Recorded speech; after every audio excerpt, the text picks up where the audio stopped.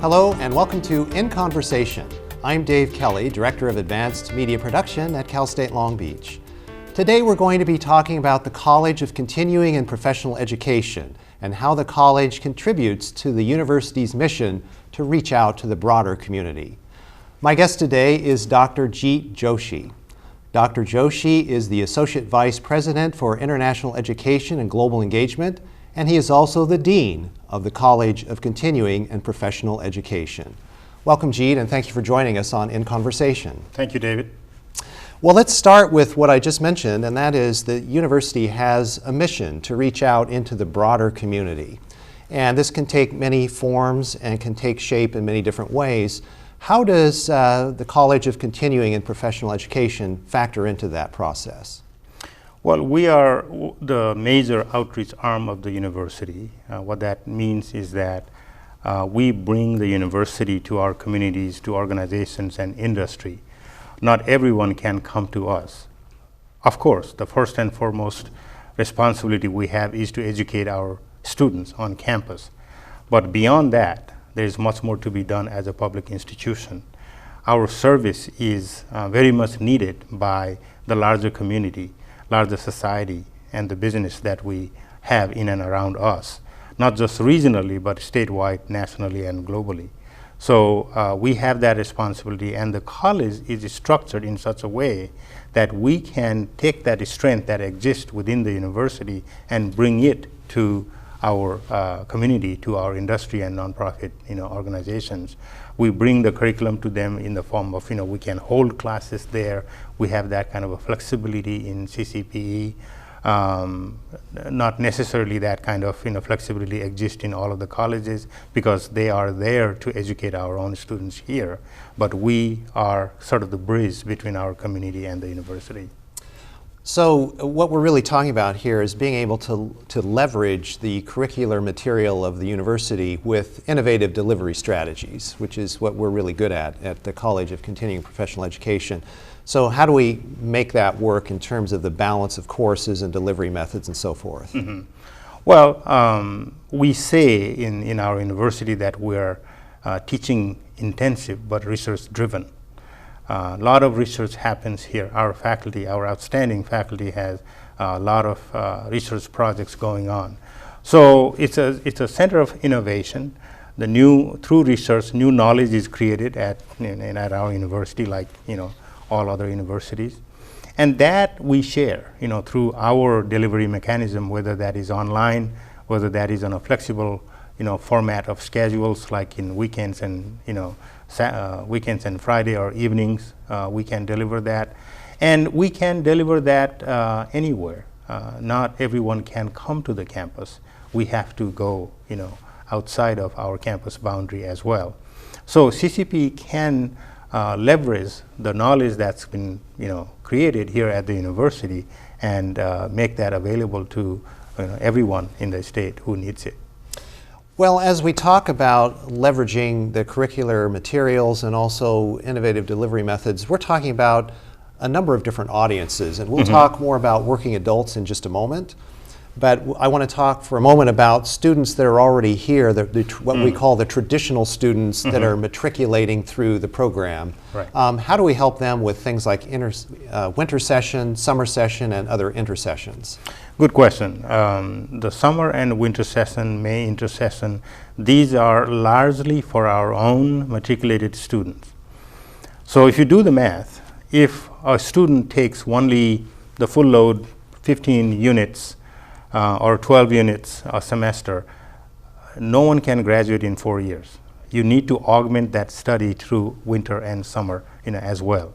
So summer and winter is very much part of the student program plan. They need to take that course. In addition to that, sometimes students have a little trouble during a semester, and that's the time to improve on a certain course. In addition, summertime could be a time that they could get a course that they may not get it during fall and spring. So there are a lot of bottleneck, very popular type of courses that they would like to get into, and we offer those. So we really help our students during summer and winter time to graduate on time, they can accelerate their graduation time so that hopefully they will graduate in 4 years, if not 6 years, definitely, or sooner. So basically, we're helping students to get through without the downtime that they might experience otherwise, and without the delays that may occur. Right, and as I said, if they just do the fall and spring, it'll take much more than 4 years to graduate. And we want our students to graduate on time and get into the job market. We help in that process through the summer and winter session. And time to graduation has been a priority for, I know, the Chancellor's office here at the CSU system for a long time. Let's talk about another group of people that need to finish the degree. And those are the working adults who may have started college but didn't finish for any number of reasons. And now, because of the way the corporate world works, they need that degree in order to advance in the workplace. How do we help those people that need to finish a degree that are working adults? Well, that's an important segment of our population. The statistics is such that there are about 38 million students, 38 million Americans who have some college education but no degree. And if you count the high school graduates who never went to college, that number jumps to about 78 million. That's a huge number of people in our country. The 38 million in particular who have some college but no degree, in cases they have accumulated so many credits that they could get a degree, but that they never continued with it. In finishing the degree, they don't have that degree. So something called the degree completion program that we do. What that does is we take a look at this and assess the work that they have done previously in different institutions. On average, people like that would have 5 or 6 different institutions that they have attended but never finished the degree. So we do the assessment of all of their prior work, and then enroll them through our degree completion program. Right now we offer the degree completion in engineering as well as bachelor's in liberal arts. And they would be able to finish whatever is remaining to get a bachelor's degree. So those students who have always wanted to finish the degree have taken the courses but never been able to, because life happens. They have other responsibilities. Most of the time, in many times they have family, they have children, they have jobs, they have all kinds of things happening in their lives. And being able to offer the degree completion program where it fits their schedule is the key, because they can't come to class 8 o'clock in the morning here. They would have to do it either the weekend, online, or in other kind of formats. So that's where we come into play and design a program that fits their schedule, that fits their needs. And so flexibility is a key, and that's one of the things that we're very good at. It is, and that's why I think the online programs have become very popular, because what online program does is, if you maintain the quality, if you maintain the standards same as face-to-face instruction, it provides that added flexibility in terms of finishing the degree. They can do it on their own time. We were just talking about undergraduate degrees, but we also offer a number of master's degrees. And so people can continue their education here at the master's degree level. Let's talk about some of those, such as the MBA programs. We have a couple of different options for that. Right. Yeah, we actually offer much more, graduate degrees, master's degrees than the undergrad. We offer it in all different disciplines. All of these degrees are for, I would say, mid-career professionals who have a number of years under their belt in terms of working experience but need to advance in their career, or that they want to experiment a new discipline so that they could build a new career in that.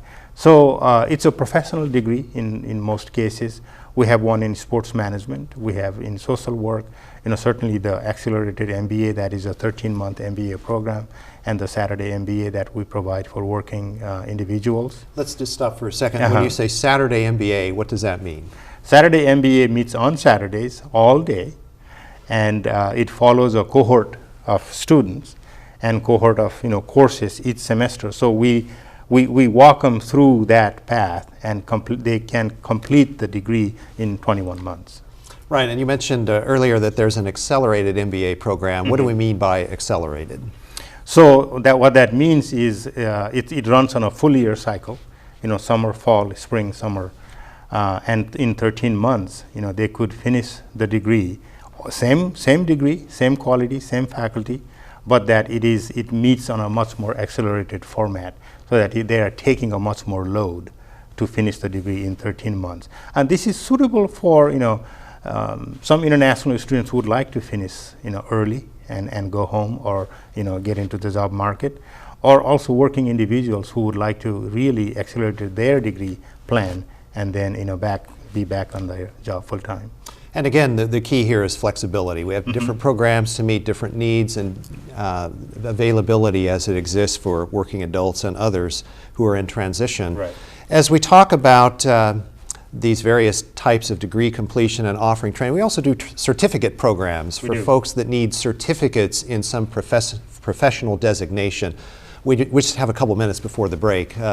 If you would, give us an idea of the kinds of things we do with certificate programs.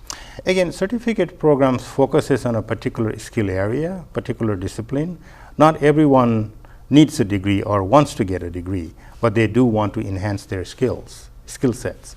Or some people would want to get into, again, a new job area.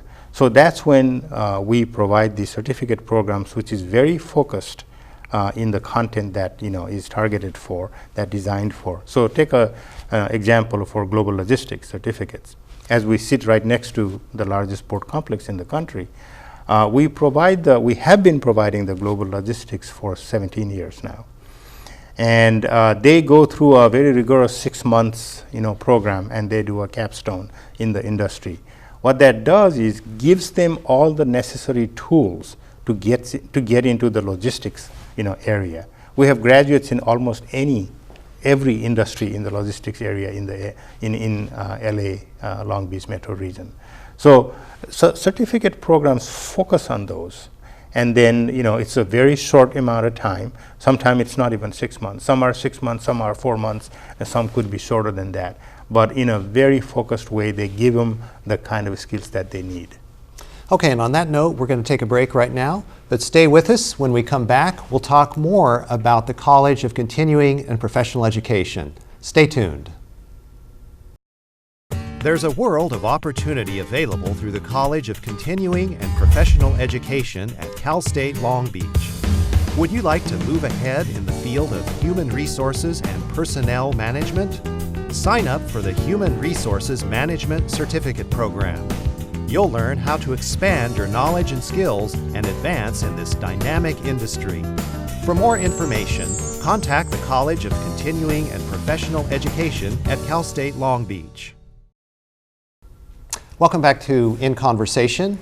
I'm Dave Kelly. My guest today is Dr. Jeet Joshee. Jeet, before we went to the break, we were talking about certificate training and also, of course, degree completion, master's degrees, and those sorts of things that are offered in a flexible manner. But we also work directly with corporate partners and with industry. And sometimes industry or corporate partners will need customized training or specialized training. How do we work with them? Yeah, we do have a number of industry partners in the area, and in some sense, out of the area, as well. What they need is in a particular area, in that they need their staff, they need their workforce to be trained, and we have the ability to customize the curriculum based on their need. So we bring in first our own faculty experts on campus if they are available, because these are all non-credit. And we also tap into the industry experts in this area to put the curriculum together. So we customize the curriculum. We agree upon the delivery format depending on what the customer's needs are, and then either deliver that program right on their corporate headquarters or on campus if they can come, or through online, at times. So we have that, capability to meet their exact needs. It's not a canned program, so to speak, that anybody can come and take it. It is customized for that industry. So, for example, we've been working with the Boeing industry for many years in the area, and we have provided the incentive for Boeing to take the program with us, and we are one of the education provider for Boeing throughout the country. And so when we work with a corporate partner like Boeing, as you said, we're customizing the training so that it fits exactly what they need at any given point in time. And really what that relates to is the workforce of California and how we're helping enable the workforce to expand skills, expand opportunities, and really compete better in the global economy. As an overall statement about what extended education does for the economy, what can we say about what we do? Well, by providing the needed skills, needed education and training to the workforce that already are either employed or looking for employment, we contribute by creating a skilled workforce for the economy that's needed. And it is not just the private sector that we work with. We work with public agencies as well. We work with Caltrans all the time. We work with our workforce development boards in the area and provide all of the training and education that they need in a particular business sector, particular subject area that they have identified that they need the training for. And by doing so, really we are contributing to creating this skilled workforce that our economy needs. And we're talking locally now, but we're not just local because of online and other opportunities that we have. We're actually helping to enhance the skill set of the global workforce. How do we do that and still maintain our presence here locally? So we certainly do that locally, and through online we can reach pretty much anywhere, statewide, nationally, and internationally. But on top of that, we do have a particular department, the International Training Programs Department, that works with global audiences. And we, at a given year now, we're bringing in somewhere around 3,000 mid to upper level professionals to campus to get their training and the expertise that they would like to develop in the different areas. They are right now mainly from China because that's where the greater demand is, but we have had programs in Vietnam, other countries as well in Asia. And they are either the government employees or private sector employees. Often we have had university professors, teachers from school districts. They come here with a specific training needs. So the way we do it is we do needs assessment before they come here. They request this is what we're looking for, and we go back and forth in terms of making sure the curriculum that we would develop would fit their needs. And then they arrive. So often they are here for 3 weeks, 2 weeks, sometimes a little longer. We have had a group for 4 to 6 months as well, but most of them are short term, about 3 weeks length training programs, which is plenty for that kind of need that they have. So we provide globally through our international training programs. We customize these programs for that particular group. So it is not a public program, so to speak, but targeted towards that particular group. And as we've been talking about online learning and the fact that we can now reach a global audience with that, there was a phenomenon that occurred several years ago called the MOOC Phenomenon. MOOC is an acronym, M-O-O-C, which I believe it stands for Massively Open Online Courses. Correct. And this was developed to deliver broadly based course development materials to people wherever they were, and it was free of charge. Yes. And it sort of rattled some cages for a while in the educational community, but it's kind of subsided, but we've learned some lessons from it. Tell us more about the MOOC phenomenon, what it did, how it opened up some doors, and how we're able to take advantage of what it did going forward. Well, there were some positives about MOOC. What it did is brought the online aspect, because online for a number of years was still struggling. It wasn't accepted, so to speak, in the traditional educational institution. Still there are people who would hesitate to offer an educational program through that medium. But what MOOC did was really ignited the conversation that the power of online education, that you can reach out to so many more people than just confining the face-to-face instruction. There were instances of 160,000 students enrolled in one particular course. But the MOOCs were all non-credit. They actually didn't even have a continuing education unit in many instances. They still don't. The concept was a little revolutionary, so to speak, that everybody has a right to this information, and that exists, and we can offer this through MOOC, massively open online education, for no cost. And many faculty members from different institutions jumped in. They provided, still providing. But then, it's not sustainable, so to speak, because there was no funding model for it.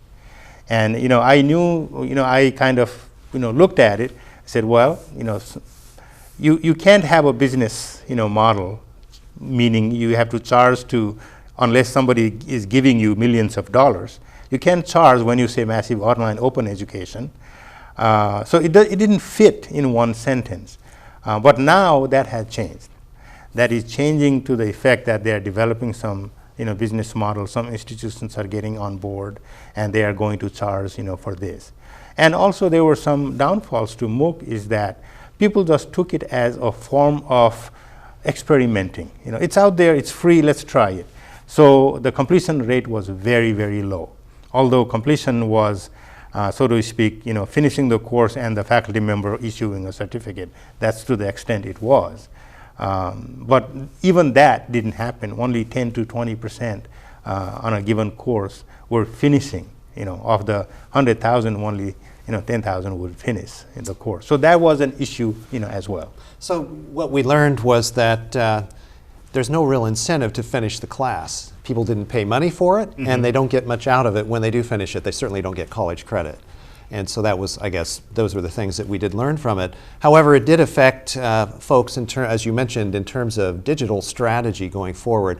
What will be the digital strategy for the College of Continuing and Professional Education?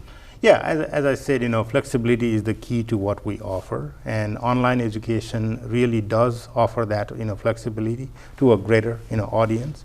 So that's why we're developing online programs more and more. Even for our own students, we have the initiative to convert some of the face-to-face classes every summer and offer it online. And that course could be offered during fall and spring as well, because some of our students also work, and they don't have the kind of time that is required. And online gives them that opportunity to finish that course. So we're doing that. And some of the degree programs that's up and coming in the development phase are online. We have the emergency services management master's program fully online. And also there is a lot of hybrid type of course that's going on. Part online, part face-to-face, which is actually stronger in my opinion, because it provides both the interaction that you need, but in the meantime being able to do bulk of the work online. So our strategy is a mix, fully online where that is appropriate, and also hybrid where that is appropriate, and offer more and more of those programs than do a traditional fully face-to-face format.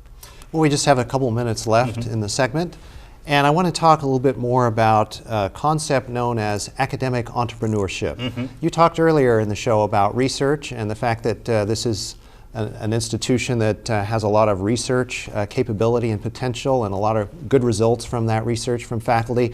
What is academic entrepreneurship, and how do we maximize that here? Well, some people may not like the terminology, entrepreneurship with the academics, but in my view, it is a good thing. What we do in CCPE is that we study market trends, and we recognize that there is a need for this type of programs. So sometimes we go to our faculty experts and propose that this is what we see happening in the marketplace, and this is what's needed out there, and there's a void here. We need to develop something. And faculty experts sometimes get on board right away because they know that field too. They know that they are experts in the content, but they may not have thought about the need out there. So it's kind of a coming together, so to speak, faculty, staff coming together and developing a program. entrepreneurial, thinking, those kind of things may not happen because we're always too busy doing our own things day in and day out. You have to think something different based on what's needed, out there. And we work with our academic partners, all the colleges, departments, very closely to develop new set of programs and offer it to what's needed out there. We just have about 30 seconds left. Jeet, what we haven't talked about is how CCPE helps the university in terms of the financial aspect of education. How do we contribute back to the university? Well, CCPE is a fully self-supporting college. What that means is that we don't get the state subsidy. We're a state agency. We are bound by all of the state rules and regulations, but we don't get any state subsidy for our program. So it has to support fully by its own fees. But that fee that we receive, in addition to covering all the direct expenses, we cover the expenses of the university. So we reimburse all of the costs to the university, and also we share the revenue with the academic departments so that their needs are met. So we create new revenue above and beyond what we have in our general fund budget, and that fund could be utilized by departments. That fund could be utilized by the university for whatever need that there is. So we bring this new revenue to all of the entities that we work with. Thank you, Jeet. I want to say this has been a great conversation, and I hope that our viewers have learned a lot, and I hope that they'll participate in a course soon with CCPE. Thank you for this opportunity, Dave.